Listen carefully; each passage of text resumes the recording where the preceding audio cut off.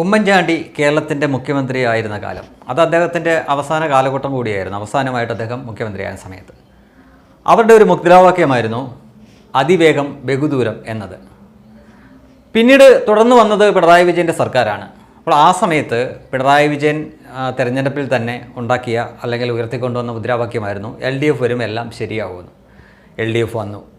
അതിനുശേഷം വികസന വിരോധി എന്ന പേര് ദോഷം മാറ്റാൻ വേണ്ടിയിട്ട് അവർ ഈ വികസനം എന്ന് കൂടെ പറയാൻ തുടങ്ങി. അതുവരെ വികസന വിരോധികൾ എന്നാണ് അവരെ കോൺഗ്രസ് കളിയാക്കിക്കൊണ്ടിരുന്നത്. പിന്നീട് അവർ ഈ വികസനം ഒരു മന്ത്രം പോലെ ഇങ്ങനെ പറയാൻ തുടങ്ങി, വികസനം.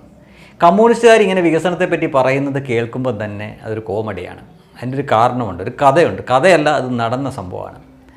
EK നയനാർ അവസാനമായിട്ട് അദ്ദേഹത്തിൻ്റെ ജീവിതകാലത്ത് അവസാനമായിട്ട് അദ്ദേഹം മുഖ്യമന്ത്രിയായിരുന്ന കാലം, ആ സമയത്ത് P ശശിയാണ് അദ്ദേഹത്തിൻ്റെ പൊളിറ്റിക്കൽ സെക്രട്ടറിയൊക്കെ ആയിട്ടിരിക്കുന്ന സമയമാണ്. അദ്ദേഹം ഒരിക്കൽ പയ്യന്നൂർ പോയി അവിടുത്തെ പരിപാടിയൊക്കെ കഴിഞ്ഞ് വിശ്രമിക്കുന്ന സമയത്ത് കാസർഗോഡ് അവരുടെ തന്നെ ഒരു പാർട്ടി ഗ്രാമത്തിലെ കുറച്ച് സഖാക്കൾ അദ്ദേഹത്തെ കാണാൻ വേണ്ടി ചെന്നു.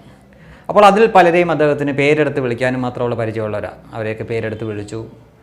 എന്താണ് വന്നതിൻ്റെ ഉദ്ദേശം എന്നൊക്കെ ചോദിച്ചു. അപ്പോൾ അവർ പറഞ്ഞു, സഖാവേ. അന്ന് വലിപ്പച്ചെറുപ്പം ഇല്ലാതെ അവർ പരസ്പരം അങ്ങോട്ടും ഇങ്ങോട്ടും സഖാവ എന്നൊക്കെ വിളിക്കും. ഇന്നിപ്പോൾ പിണറായി വിജയനെ കയറി സഖാവ എന്ന് വിളിക്കുന്ന അദ്ദേഹത്തിന് ഇഷ്ടമാണെന്നറിയില്ല. അന്ന് സഖാവേ, ഞങ്ങൾക്കവിടെ പൊട്ടിപ്പൊളിഞ്ഞ ഒരു വഴിയാണുള്ളത്, റോഡെന്നൊന്നും പറയാൻ പറ്റില്ല, നമുക്കതൊന്ന് ടാറൊക്കെ ഇട്ട് റോഡാക്കി തരണം, അതാണ് അവരുടെ ആവശ്യം. ഇപ്പം സ്വതസിദ്ധമായ രീതിയിൽ EK നയനാർ പൊട്ടിച്ചിരിച്ചു. അതിനുശേഷം പറഞ്ഞ്, അതിനെന്ത്, നമുക്കത് റോഡാക്കിക്കാം, നിങ്ങൾ പറഞ്ഞ ഒരു ആവശ്യമായിട്ട് വന്നതല്ലേ, ആക്കിയേക്കാന്ന് പറയുന്നു. അപ്പോൾ അദ്ദേഹം ചോദിച്ചു, നമ്മളിൽ ആർക്കൊക്കെ ഉണ്ടോ കാറ് എന്ന് ചോദിച്ചു. സഖാവേ, നമ്മളെല്ലാം പാവപ്പെട്ടവരല്ലേ, നമ്മളെല്ലാം കർഷക തൊഴിലാളികളും മറ്റൊക്കെയാണ്, നമുക്കാർക്കും കാറില്ലെന്ന് പറഞ്ഞു.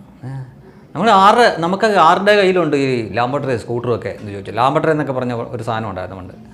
അപ്പോൾ പറഞ്ഞു, സഖാവേ, നമുക്ക് സ്കൂട്ടറും ഇല്ല, ഒരു സൈക്കിൾ പോലും ഇല്ല എന്ന് പറഞ്ഞു.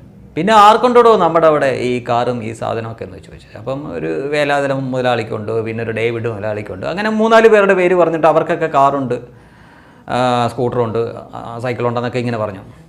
അപ്പം ചിരിച്ചുകൊണ്ട് EK നയനാർ പറഞ്ഞു, എടോ, ഈ ബൂഷുകളുടെ കാറും മറ്റുമൊക്കെ ഓടിക്കാൻ വേണ്ടിയിട്ട് നമ്മൾ നമ്മുടെ ജനങ്ങളുടെ നികുതിപ്പണം എടുത്തിട്ട് റോഡൊക്കെ ഉണ്ടാക്കി കൊടുക്കേണ്ട ആവശ്യമുണ്ടോടോ എന്നിങ്ങനെ ചോദിച്ചു.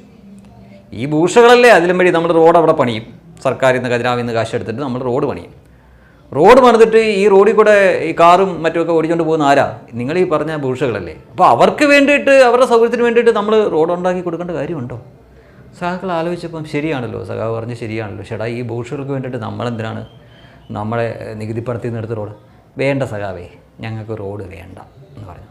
ഇതാണ് കമ്മ്യൂണിസ്റ്റുകളുടെ വികസന സങ്കല്പം. ആ കമ്മ്യൂണിസ്റ്റുകൾ എന്തിരുന്നിട്ട് വികസനം എന്ന് പറയുന്നത്, കേരളത്തിൽ അവരാണ് വികസനം ഉണ്ടാക്കിക്കൊണ്ടുവന്നതെന്നൊക്കെ പറയുമ്പോൾ ഈ കഥ ഓർത്തുപോകുന്നത്. കഥയല്ല, യഥാർത്ഥ നടന്ന സംഭവം.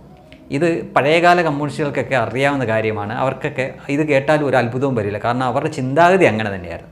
ഈ പുത്തക്കുറ്റായിട്ടുള്ള കമ്മികൾക്ക് ഒരുപക്ഷെ അറിയില്ല ഈ സംഭവം. അതുകൊണ്ട് അവർക്കും നിങ്ങളുടെ പരിചയത്തിലുള്ള കമ്മികൾക്കൊക്കെ ഇതൊന്ന് അയച്ചു കൊടുത്തിട്ട് പറയണം. തെറികിട്ടും, അത് ഉറപ്പാണ്. പക്ഷേ ഇതാണ് നിങ്ങളുടെ വികസന സങ്കല്പം. ആ നിങ്ങളാണ് ഇന്ന് പിണറായി വിജയനെ മുന്നിൽ നിർത്തിക്കൊണ്ട് ഈ ഡയലോഗ് അടിക്കുമ്പോൾ നിങ്ങളുടെ നയനാർ എത്രമാത്രം പിന്തിരപ്പനും മുരാച്ചിയായിരുന്നു എന്ന് നിങ്ങൾ തന്നെ സ്വയം സമ്മതിക്കുകയാണ് എന്നും കൂടെ ഒന്ന് പറഞ്ഞു വെച്ചേക്കണം. ഇത് വെറുതെ തള്ളിക്കളയേണ്ട ഒരു കഥയല്ല കേട്ടോ. ഇത് കേരളത്തിൽ നടന്ന സംഭവമാണ്. ഇതാണ് കമ്മ്യൂണിസ്റ്റുകാർ. ഇങ്ങനെയാണ് ഇവരുടെ അണികളെ കൊണ്ട് ഇവർ സമ്മതിപ്പിക്കുകയും ചെയ്തിരുന്നത്. അതും എത്ര വിശ്വസനീയമായ രീതിയിലാണ് അത് അവതരിപ്പിക്കുന്നത് എന്നുകൂടി നോക്കുക. അപ്പോൾ ആ ടീമാണ് ഇന്ന് നമ്മളോട് വന്നിട്ട് വികസനം എന്ന് പറയുന്നത്. എന്തിനാണല്ലേ, ഇതൊക്കെയുള്ളൂ.